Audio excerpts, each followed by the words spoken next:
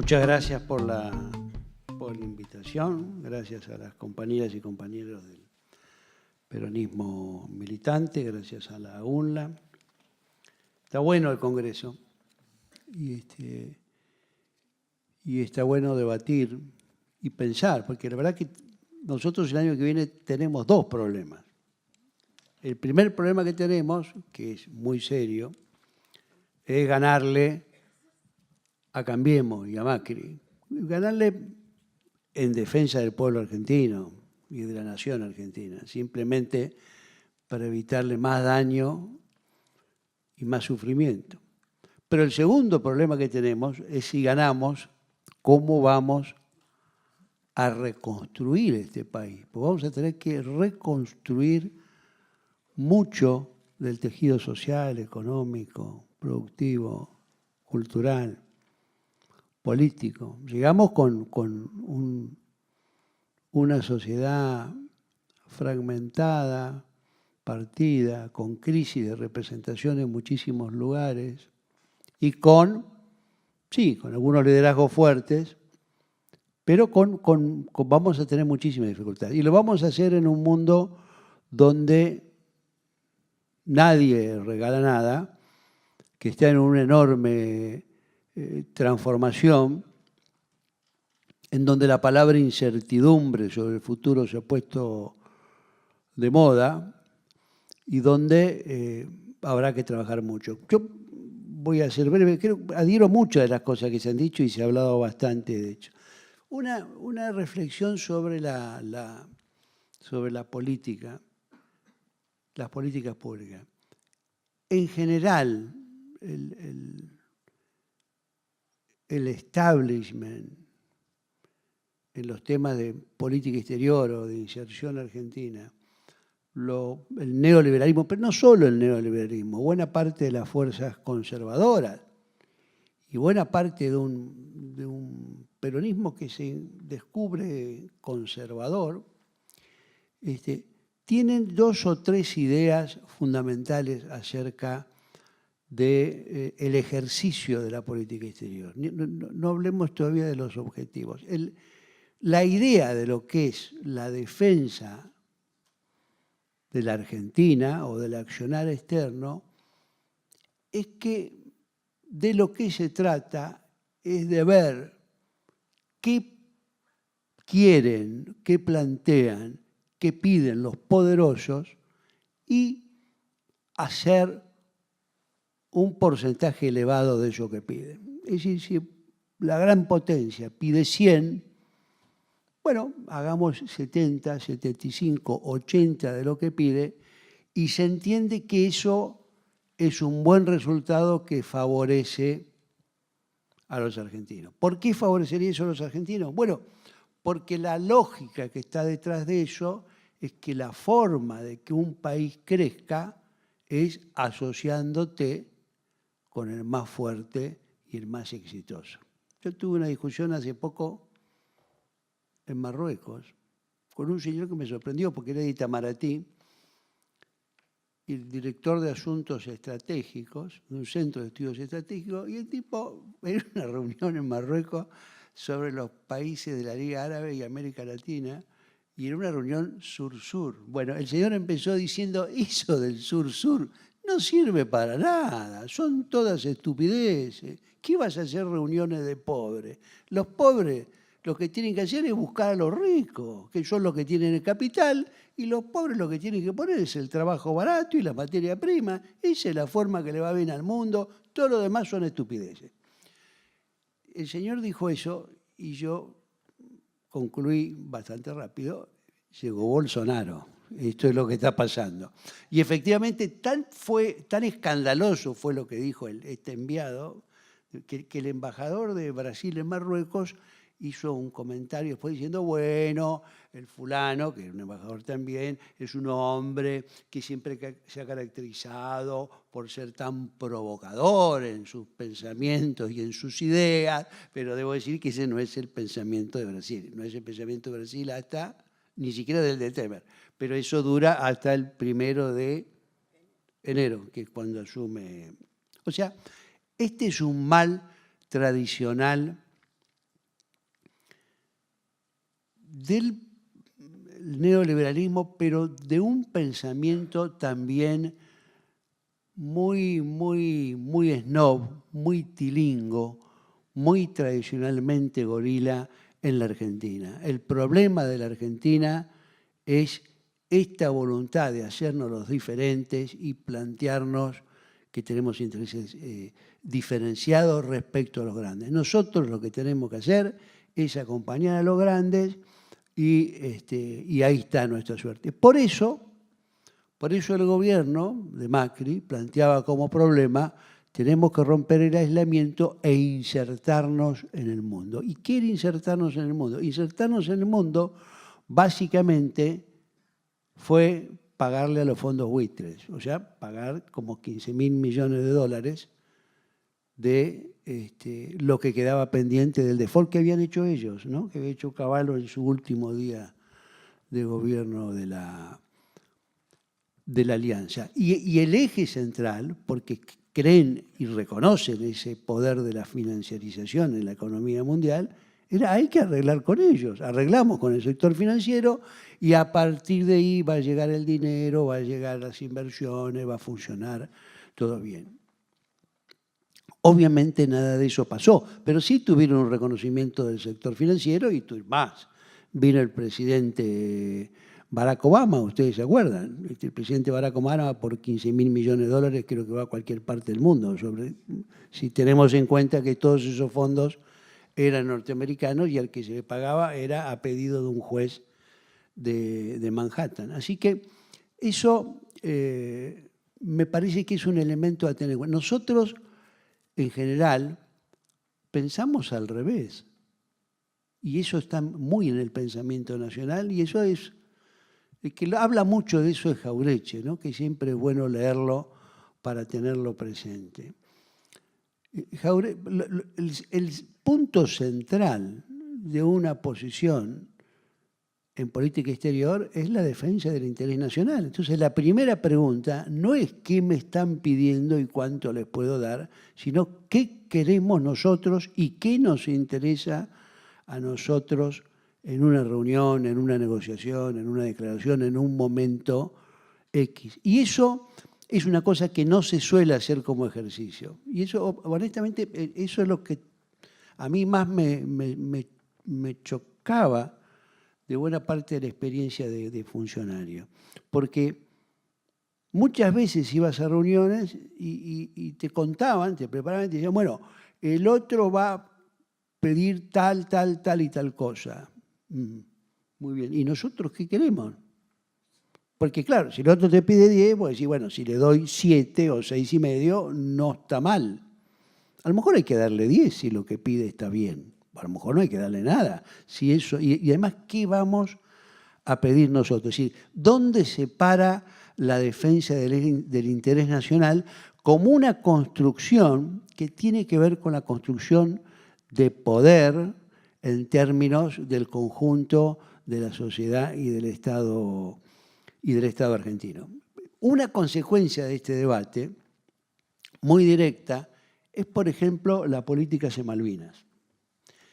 El gobierno plantea, hay una cosa que vale la pena tenerlo presente. Pese a todo, la defensa y el reclamo contra los británicos por la ocupación es una de las pocas cosas que ha sido continua en la historia argentina desde 1833. O sea, desde la ocupación de las islas por los británicos, los gobiernos argentinos siempre reclamaron y condenaron esa ocupación. Cambió muchas veces el tono, a veces hizo un reclamo muy fuerte, a veces hacía un reclamo tan en sordina que no parecía ni reclamo, pero la verdad es que nunca hubo consentimiento a esa ocupación. ¿Por qué digo esto? Porque eso nos diferencia de otros casos. Nos diferencia de Gibraltar, que España firmó el Tratado de Utrecht en 1713, donde cede Gibraltar. Nos diferencia, aunque es un hermano del reclamo de Bolivia, que firmó el Tratado de 1904. Nosotros No diferencia de Guatemala, que hizo el acuerdo de explotación maderera sobre lo que hoy es Belice en 1857 con el Reino Unido. O sea, en la Argentina nunca se consintió la ocupación. Y eso es una de las pocas cosas de coherencia, es lo único que hay de política de Estado. Lo que ha variado muchísimo es el reclamo. Y en relación al reclamo, ¿qué es lo que plantea el gobierno? Y por eso hizo lo que hizo y hace lo que hace y acaba de hacer ayer, ¿no? Lo que hace con los vuelos. Lo que plantean es esta política del kirchnerismo de los 12 años, que es una defensa yo la llamaba de firmeza y consistencia, es decir, firmeza frente a los británicos, que todos los días te violaban las normas y te corrían el arco, y consistencia y persistencia en el reclamo y en el sumar voluntades más allá de la Argentina para el apoyo al reclamo de soberanía. Pero ¿qué decía el gobierno? El gobierno decía, todo eso no sirve para nada. Los ingleses no se han sentado a la mesa, lo que es cierto, a de negociar, y por lo tanto todo eso no obtuvo nada. Lo que hay que hacer es tener una política de buena voluntad, mostremos que somos confiables, mostremos un poco la política de la época de Menem, ¿no? La política de la amistad o de los regalitos a los isleños, que fue la parte más como absurda de eso, pero el fondo la política es la misma. Y el argumento es, nosotros tenemos que desmontar esta agresividad hacia los británicos para que los británicos, que es un país muy importante, inviertan en la Argentina y tengan buena voluntad en la Argentina, etcétera, etcétera. Dos comentarios sobre eso. Uno, ¿ustedes saben cuál es la explotación petrolera más importante de la Argentina de los convencionales? No hablemos de Vaca Muerta. Es un yacimiento que se llama Cerro Dragón, en el sur de Chubut. ¿Ustedes saben de quién tiene la concesión de ese yacimiento? Lo tiene una empresa que se llama Pan American Energy y que tiene como cabeza visible a los hermanos Bulgerones. ¿Ustedes saben cómo es la composición accionaria de esa empresa? El 60% es de la British Petroleum. O sea que el país que teóricamente no invierte en la Argentina, además de que está British Gas, porque somos duros en el tema Malvinas, es el país que explota y se beneficia del yacimiento de petróleo convencional más importante de la Argentina. Conclusión, la tesis tradicional de los tilingos y de los neoliberales y de los amantes de Estados Unidos y del Reino Unido, que en la medida que no los enfrentás, te beneficiás y que hay que hacer cosas para que vengan, es falsa. Segundo punto, y tiene que ver con lo de ayer, que a mí me parece tremendo. Ustedes saben que todo esto tiene que ver con un acuerdo, una declaración conjunta de los vicecancilleres que se hizo en el 16, en septiembre, del Reino Unido y de Argentina, donde Argentina es extraordinario, porque esa declaración es casi textualmente una carta que Theresa May le manda a Macri en respuesta a la felicitación que le manda Macri cuando ella asume como primer ministro. En esa carta ella pone todo eso. Lo único que no pone es la identificación de los restos, que era una cosa de tipo humanitaria. Pero todas las otras cosas que pone como pedidos británicos es lo que están en esa carta de intención, en esa hoja de ruta. Por ejemplo, las legislaciones que no se cumplen, pedir que Argentina saque las legislaciones que obstaculizan el desarrollo. La legislación que obstaculiza el desarrollo de los isleños son las normas que hemos tomado en defensa de los recursos renovables y de los no renovables, o sea, de la pesca y del petróleo. Eso es exactamente, y lo dice expresamente, y lo firman los nuestros. Ahora, uno de los puntos ahí que se trata es lo de los vuelos. ¿Cómo son los vuelos a las islas? Desde el 99 hay un vuelo semanal que lo realiza la empresa LAN Chile, porque el Reino Unido se opuso a que fuera una línea argentina, y aerolíneas. Y ese vuelo semanal, una vez por mes, ese vuelo semanal hace Punta Arenas, las islas. Y una vez por mes para en Gallegos a la ida y a la vuelta esa vez. De ahí, por eso fue la salida de Gallegos de los familiares cuando fueron, se acuerdan, a visitar el cementerio de Darwin. Los británicos, hace años, a pedido de los isleños, querían más vuelos y querían vuelos charter, que nosotros los habíamos cortado. Porque en el derecho internacional, y sobre todo para los británicos, la costumbre genera derechos. Si vos autorizás 20 veces algo, aunque no tenga un acuerdo, a la 21, si lo querés suspender, te dicen, no, esto es un acuerdo en el derecho consuetudinario, existe. Entonces, ellos querían otro vuelo. ¿Qué planteaba Argentina? Que planteó desde el 2003 tuvimos esa discusión. Planteamos que sí, que con mucho gusto un segundo vuelo, pero que partiera de territorio continental argentino y fuera a las islas y que fuera por aerolínea de bandera argentina, o sea, por aerolínea.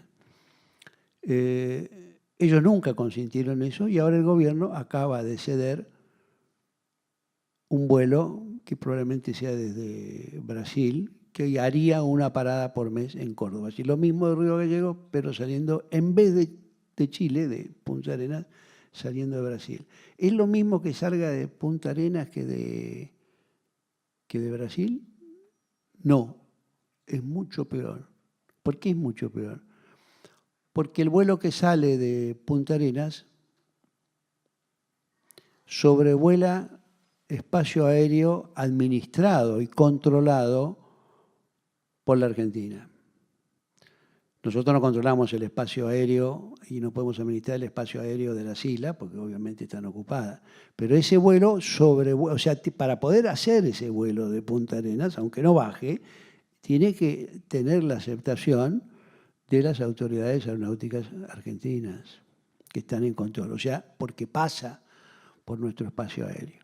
Lo que están tratando los británicos y los isleños es de no pasar por espacio aéreo argentino para ganar mayor autonomía y para tener más distancia y menos posibilidades para nosotros. Por eso pedían un vuelo de un tercer país y en lo posible que no sobrevolara espacio aéreo argentino. Bueno, este gobierno lo ha cedido, lo cede alegremente. Pero lo cede alegremente, además, y ahí vuelvo al tema inicial de cómo se hace la política, en el momento de mayor debilidad británica de las últimas décadas en política exterior. Hasta los españoles se han parado de manos y dicen, nosotros no vamos a firmar el Brexit si ellos no dicen que vamos a conversar sobre Gibraltar de verdad. Y los nuestros, en el mismo momento, hacen exactamente lo contrario. La verdad es que desde el punto de vista de la defensa del interés nacional es absolutamente incomprensible esta genuflexión. Es solo esa idea que yo hablaba al principio de que si uno hace lo que el amo pide, el amo lo va a tratar bien. Y la verdad que la historia no prueba eso. La historia no prueba que los que obedecen al amo les vaya bien, ganen autonomía, ganen fortaleza y puedan pararse sobre sus propios pies. Un comentario...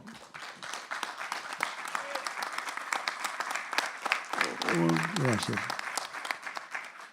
Un comentario más. El mundo está muy complicado, pasan muchísimas cosas, pasan cosas muy, muy complejas. Por ejemplo, ¿qué caracteriza el mundo hoy? 3 minutos sobre eso. Hoy hay una enorme revolución tecnológica. Eso es fenomenal. No existiría todo este tema de las comunicaciones sin esa revolución tecnológica. No existiría la financiarización si no se pudiera estar la bolsa de Tokio conectada con la de y este funcionamiento de 24 horas. Ha dado un salto enorme a la globalización, incluso a todo esto de la producción segmentada en distintos países, que ya estaba de antes, pero que tuvo un salto. Si estamos viviendo una transformación enorme, y eso modifica las relaciones de poder, y eso modifica las formas en que se produce y se acumula el poder. Y eso hace que las hipótesis de suma cero no funcionen mucho, porque no necesariamente lo que lo pierde uno lo gana el otro, sino que aparece generación nueva de poder que no tenía nada. Lo que decía Liliana, ¿no? El poder de estas empresas que se basan o se basaban en algo que parecía absolutamente nada y de repente tienen un valor de mercado doble del Producto Bruto de la Argentina, ¿no? Y más de 80 países, O sea, estamos viendo un cambio muy grande. Ese cambio, como sucede con los grandes cambios en los sistemas productivos, en general, en un principio, favorece a los poderosos, que son los que lo inventan, los que se pueden aprovechar primero de esa creatividad o de ese desarrollo. Luego viene un segundo momento de apropiación de esa tecnología por los distintos sectores, subalternos en una sociedad, en clases sociales, o por los países de la periferia en el caso de las relaciones entre estados. Eso está produciendo además no solo esos cambios tecnológicos, sino cambios en las relaciones de poder. En el medio de ello teníamos un mundo de guerra fría bipolar, se rompió eso, esa revolución destruyó a uno de los polos, tuvimos un periodo unilateral y yo creo que ahora estamos entrando en un segundo momento, un momento en donde esa unipolaridad está dando lugar a una naciente multipolaridad. No va a ser solo una bipolaridad, no es el G2, Estados Unidos y China lo que va a reemplazar al unilateralismo norteamericano, va a ser una cosa con más islitas, distintos.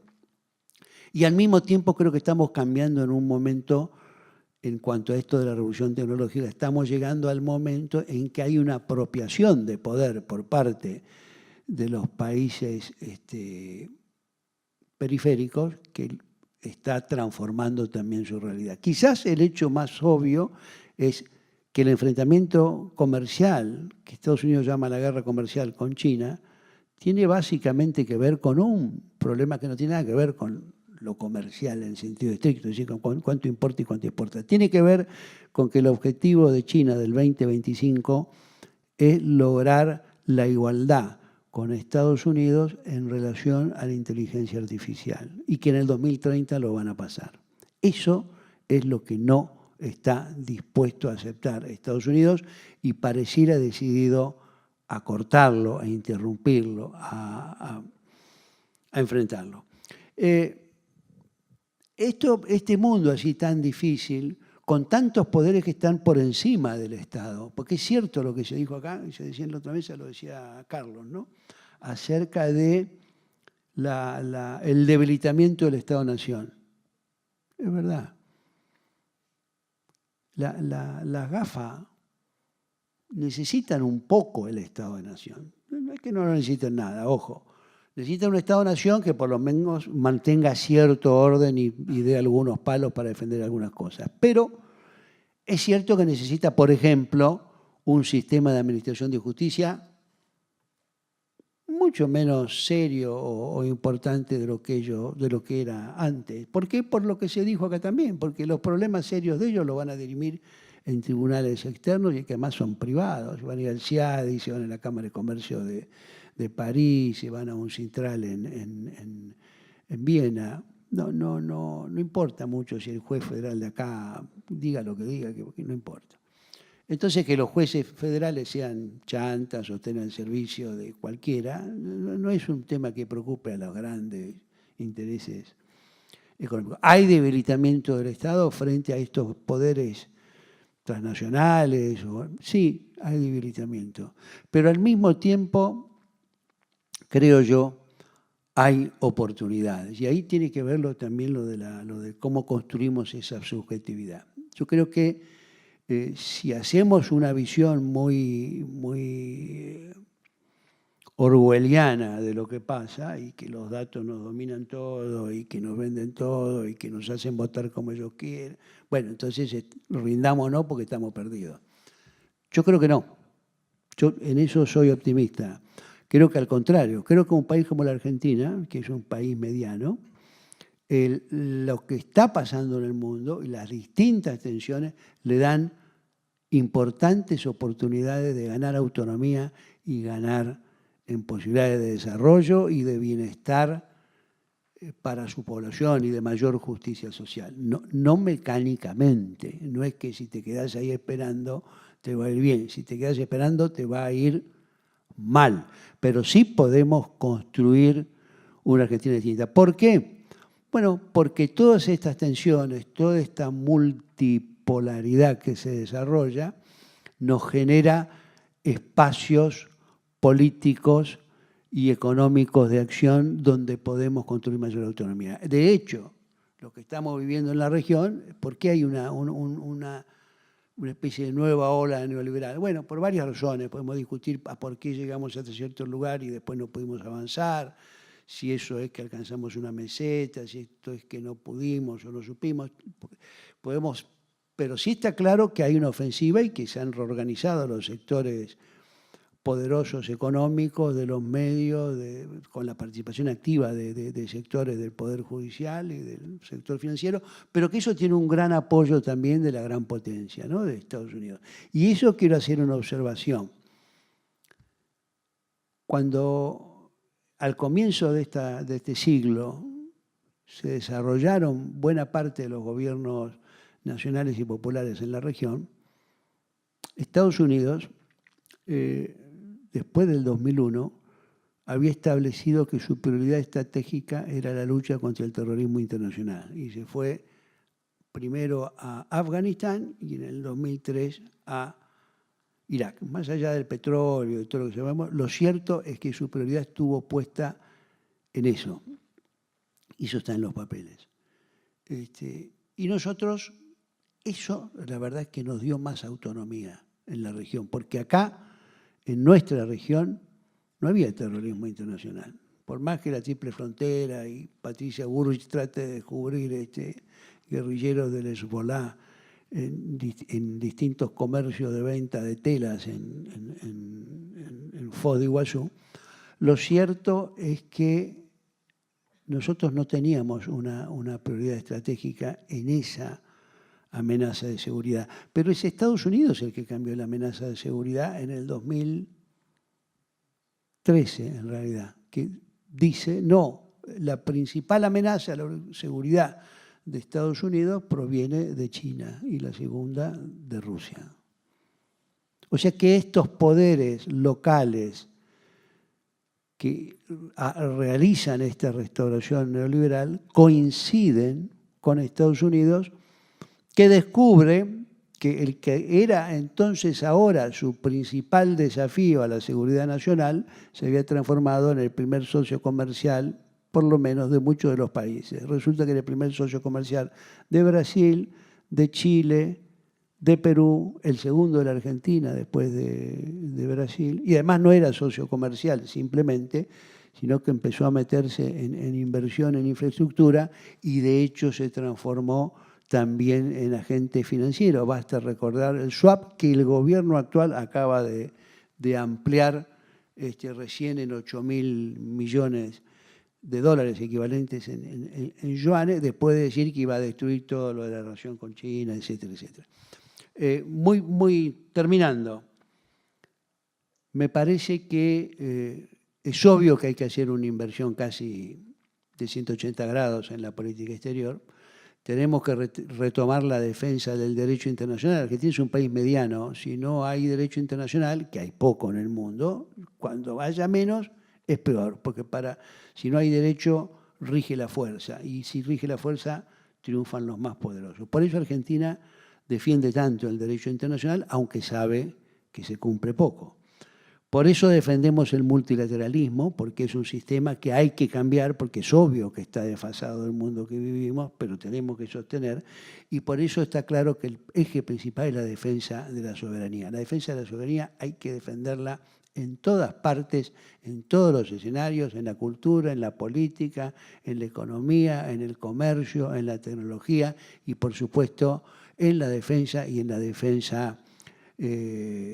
integridad territorial. Por eso Malvinas es tan importante. Malvinas es importante por lo que conlleva en sí mismo, pero no solo como símbolo. Si el siglo XXI, dicen, es el siglo del conocimiento y de los recursos naturales, bueno, está claro que un país de la región tenga su territorio ocupado por una potencia extranjera que explota sus recursos naturales renovables y aspira a explotar los recursos no renovables y le dan los números, es obvio que los países de la región y nosotros no podemos permanecer tan tranquilos frente a ese fenómeno. Ese argumento es el argumento que durante los 12 años de gobierno de Néstor y Cristina nos permitió ampliar el apoyo de la región a lo nuestro. No era un favor que hacían a los argentinos que siempre vienen con Malvinas. Sí, siempre íbamos con Malvinas, pero el punto central era que ellos pusieran sus barbas en remojo, porque si el Reino Unido puede mantener un enclave colonial como el de Malvinas, las riquezas de todos los países de la región están en peligro en el siglo XXI. Y para finalizar, obviamente, la forma de modificar la correlación de fuerzas es a través del desarrollo, pero también de la integración. La integración, esto es interesante, integración era como una palabra contraria a soberanía en el pasado. Eran como dos procesos distintos, o te fortalecías aisladamente o te diluías en un conjunto. Esa contradicción está totalmente superada. La lógica de la dialéctica ha implicado que en realidad la única forma de ejercicio fuerte de la soberanía va a ser en el marco de la integración, porque es la única forma de tener una voz fuerte para que sea escuchada y una espalda fuerte para que aguante las presiones. Así que obviamente tenemos que volver a trabajar en la integración, en el Mercosur, en la UNASUR, en la CELAC, que hoy están en la nada. Tenemos que fortalecer esa cooperación sur-sur. Me alegra que haya mencionado mi amiga el tema del Fondo de Cooperación Horizontal del FUAR. Ese lo creamos hace muchos años. Y la verdad que ha sido una forma buena de relacionarnos con muchos países de la región. Y por supuesto los principios de paz, no injerencia de autodeterminación. Pensemos la defensa de Malvinas bajo el marco más amplio que se planteó en el último año, un poco tarde fue al final, en el gobierno de Cristina, que fue la Pampa Azul, ¿no? La idea de que ese mar y esa presentación que hicimos, de la que de verdad me siento orgulloso, que es la ampliación del límite exterior de la plataforma continental y que hace que la Argentina potencialmente tenga 1,5 millones, 1.700.000 kilómetros cuadrados más sobre el mar, porque sobre el fondo marino y sobre el subsuelo marino, que es lo que da hasta las 350 millas la Convención de Derecho del Mar, Malvinas y Antártida son efectivamente la frontera argentina del siglo XXI. Defenderlas es nuestra obligación y desarrollarlas va a ser nuestro camino estratégico. Gracias.